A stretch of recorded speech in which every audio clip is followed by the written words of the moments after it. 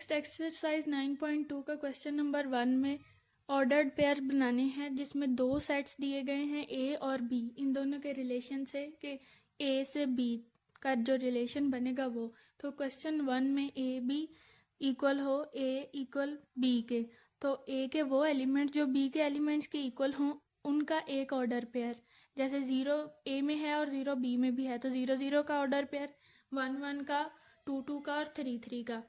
Next question number 2 में a b a plus b is equal to 4, यानी ए और B से दो एलिमेंट्स लेने हैं जिन दोनों का सम 4 के इक्वल हो।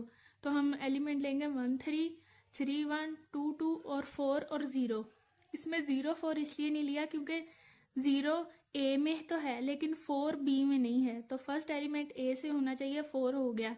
बी में 0 था, बी से सेकंड एलिमेंट 0 हो गया, लेकिन बी में नंबर 3 में ए लेस देन बी, यानी ए के वो एलिमेंट जो बी के एलिमेंट से लेस हो, उन दो का एक ऑर्डर पेयर बनाना है। जैसे 0 लेस देन 1, 0 एलिमेंट ए का और 1 एलिमेंट सेट बी का, 0 1 0 2 0 3 1 2 1 3 और 2 3, सिर्फ यही एलिमेंट्स आएंगे। और क्वेश्चन नंबर 4 में ए बी ऐसा ऑर्डर पेयर बनाना है जिसमें ए डिवाइड करे बी को। ए पॉइंट पे है, जैसे 1 0 में ए 1 डिवाइड करता है 0 को, तो दूसरा 1 1 1 डिवाइड करता है 2 को, 1 1 को, 1 3 को, 2 0 को, 2 2 को, 2 4, इस सारे इस तरह के जो फर्स्ट है वो ए और जो सेकंड है वो बी। जो फर्स्ट एलिमेंट है लेना है वो सेकंड एलिमेंट यानी बी को डिवाइड करता हो, तो उन दोनों का एक ऑर्डर पेयर लिखेंगे। तो ये रिलेशन आ गया ये वाला।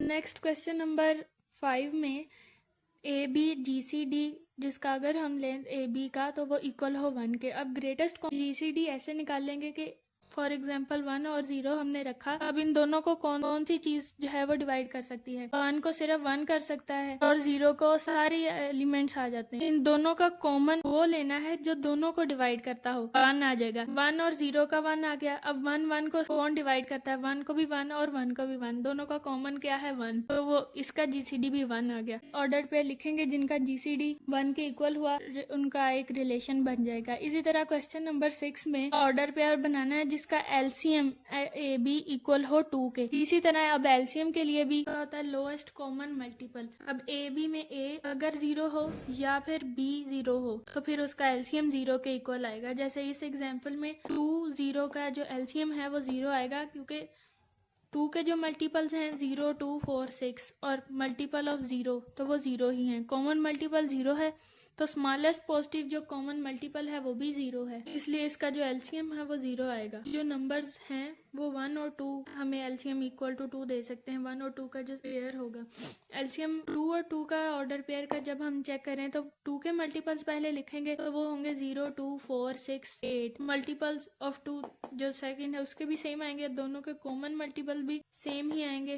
पॉजिटिव कॉमन मल्टीपल है तो वो होगा 2, तो इसलिए इसका एलसीएम 2 2 का इक्वल आया 2 के। तो इस ऑर्डर पेयर को भी हम ऐड करेंगे रिलेशन में, इन ऑर्डर पेयर मिला के ये relation r. Next question number 2 में प्रॉपर्टी ये होती है ए के जो एलिमेंट लेट्स से स्मॉल ए एलिमेंट है ए का, तो ए जो ऑर्डर पेयर है वो एग्जिस्ट करे, यानी जैसे इसमें सेट में 2 3 6 है तो 2 और 2 3 3 6 6। अगर ये सारे ये तीनों एलिमेंट जो हैं वो इस सेट में एग्जिस्ट करते हैं इस रिलेशन, तो वो ये जो रिलेशन है ये रिफ्लेक्सिव है। इसी तरह नेक्स्ट में भी 2 2 3 3 3 6 और 6 3, 6 6 नहीं है जबकि 6 एक एलिमेंट है ए का, तो ये रिफ्लेक्सिव नहीं है। नेक्स्ट भी 3 भी रिफ्लेक्सिव नहीं है, 4 रिफ्लेक्सिव है।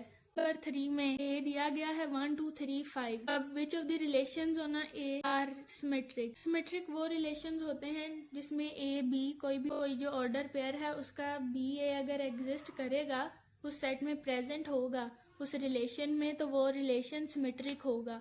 इसमें फर्स्ट में 1 2 है, 2 3 है, 1 2 का 2 1 नहीं है और 2 3 का 3 2 नहीं है, तो ये सिमेट्रिक नहीं है। 2 में 2 2 है, 3 3 है, 3 6 है और 6 3 भी है, तो ये सिमेट्रिक है। इसमें R2 में 1 2 2 3 3 5 3 2 5 3 और 2 1, ये भी सिमेट्रिक है क्योंकि इसमें 3 5 अगर है तो 5 3 भी है, 2 3 है तो 3 2 भी इसमें प्रेजेंट है, 1 2 प्रेजेंट है तो 2 1 भी प्रेजेंट है, इसलिए ये रिलेशन सिमेट्रिक है। क्वेश्चन 3 है, ये सिमेट्रिक नहीं है क्योंकि इसमें 3 5 तो है लेकिन 5 3 का ऑर्डर पेयर नहीं है। और R4 A क्रॉस A यानी यूनिवर्सल रिलेशन, तो ये सिमेट्रिक, ट्रांजिटिव, रिफ्लेक्सिव तीनों ही होता है, इसलिए ये सिमेट्रिक। उसने नंबर 4 में है कि let L the set of all lines in a plane, consider the relation being parallel to on set L, show that this relation is an equivalence relation. तो इक्विवेलेंस रिलेशन ये होता है कि अगर कोई रिलेशन में रिफ्लेक्सिव, सिमेट्रिक और transitive ये तीनों प्रॉपर्टी होल्ड करती हैं तो वो जो रिलेशन है वो रिफ्लेक्स होगा। Set L is equal to all lines in a plane, relation r parallel to including the same line, parallel और इक्वल। तो रिफ्लेक्सिव प्रॉपर्टी चेक करेंगे। रिफ्लेक्सिव के लिए हम एक लाइन जो है वो पैरेलल है तो वो अपने आप के पैरेलल भी होगी बाय डेफिनेशन, तो ये प्रॉपर्टी होल्ड करेगी रिफ्लेक्सिव।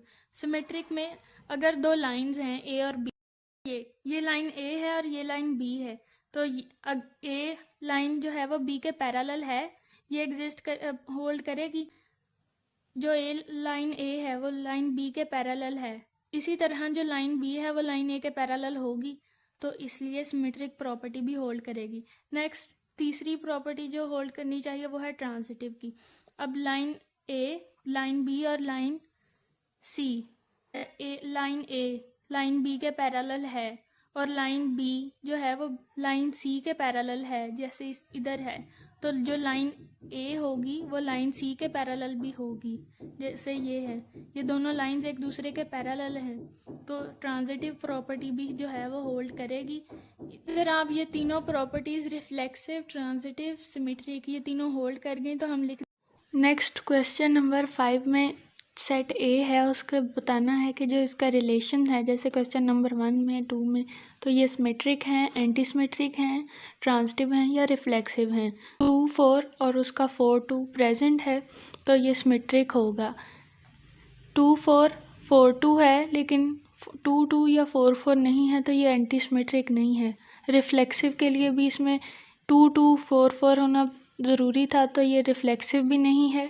ट्रांजिटिव में अब इधर 2 4 है, 4 2 है, तो एक ऑर्डर पेयर 2 2 भी होना चाहिए था, तो ये ट्रांजिटिव भी नहीं है। तरह R2 में भी रिफ्लेक्सिव भी नहीं है, सिमेट्रिक भी नहीं है, एंटी सिमेट्रिक भी नहीं है और ट्रांजिटिव भी नहीं है। क्वेश्चन नंबर 3 में रिफ्लेक्सिव है, सिमेट्रिक भी है, एंटी सिमेट्रिक नहीं है, ट्रांजिटिव भी है। R4 में भी रिफ्लेक्सिव, सिमेट्रिक और ट्रांजिटिव नहीं है और एंटी सिमेट्रिक है।